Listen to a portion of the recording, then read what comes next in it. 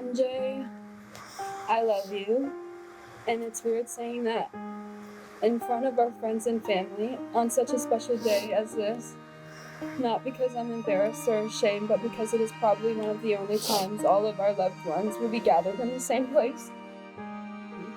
I do not want anyone to leave today without knowing what an answered prayer it has been to have you in my life. A little over a year ago, God said He was going to change my life, but I could not have known the extent of what that meant. We were at Chalco Springs in Birmingham, Alabama, training to be a part of Student Life, a Christian camp that we'd be traveling with to serve over 6,000 people together for 3 months. The last night of training, I was overwhelmed by the Holy Spirit to leave my last relationship with no explanation from God except that delayed obedience was disobedience. A few weeks later is when God started to drop hints of what He was doing. I have never met a man who was so loving, patient, kind, and faithful like you were and still are. Not only are you so extremely talented and multi-gifted, but you are a worshiper. The days during camp that were long and repetitive, and I struggled to lead a song and was frustrated that I couldn't feel God, I would look over to you. He is truly a servant of the Lord, and so obedient and faithful no matter the cost. With that, I just want to say thank you to the family that raised him. I know that a large reason why he is how he is because of the people in his life who passed down such a spiritual legacy that could have only came through a lifetime of praying and getting down on their hands and knees and asking God to pour out His Spirit from generation to generation, that God might meet the two of us on this day, and so that we can pass down that same faithfulness to our children's children. With that, one of the first things I noticed about you was the strength and intentionality behind your prayers. Every single one unique and specific to each situation. You love Jesus more than you could have ever loved a woman. Even in temptation to bicker with each other, your first response has always been prayer and worship.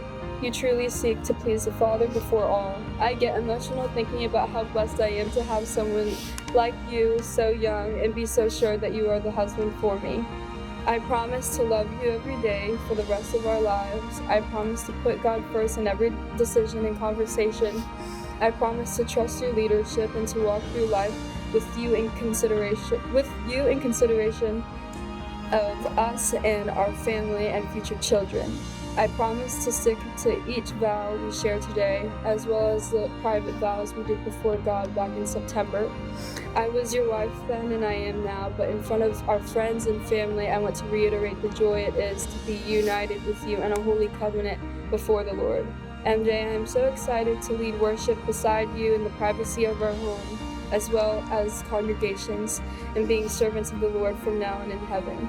You are my partner, and I can't thank God enough that the moment I decided to stop looking for love and to chase after Him, I looked beside me, and there you were doing the same. I love you, MJ, and I can't wait to be in Anderson.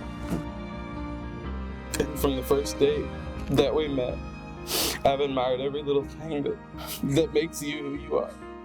Your kindness, your strength, your joy, your heart for people, and your love for the Lord. I truly believe God made you with so much intention.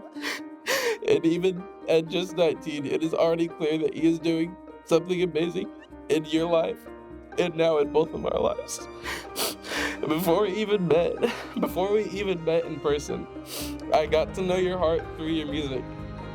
I heard something real and emotional in your music that made me stop and listen. And then when I finally met you that summer, everything changed.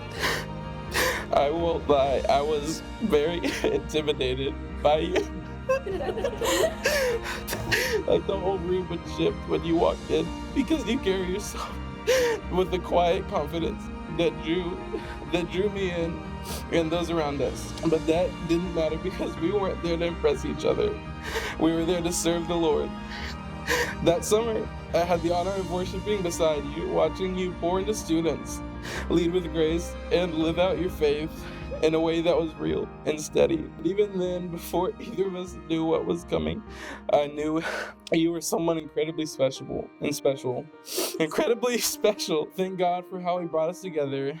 And with that in mind, I say these vows to you, not just as a promise for this day, but as a commitment for every day forward. I promise to listen, even when I don't understand. Because your words mean everything to me, and I value what you have to say. Because I'm no longer thinking for myself, and I'm instead the leader and provider and protector of our family and marriage. I promise to always love you the way you deserve. I may not be perfect, but I will try my best in the mundane and in the big things to love and honor you. And the most important one, I promise to always guide you and our family in the ways of the Lord, making sure that I myself am doing the same, walking daily with Him and building our marriage on the steady rock. These are my vows to you,